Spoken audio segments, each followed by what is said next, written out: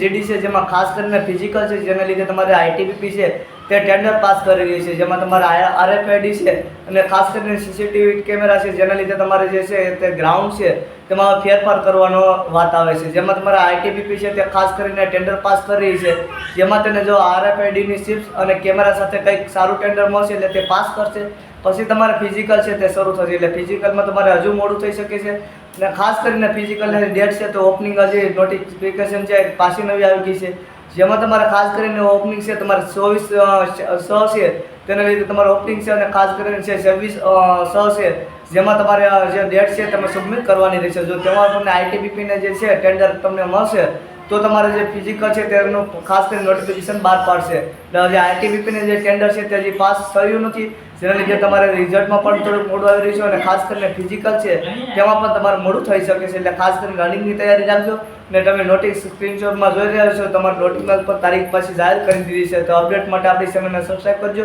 video પસંદ હોય વિડીયોને લાઈક કરજો અને તમારા મિત્રોને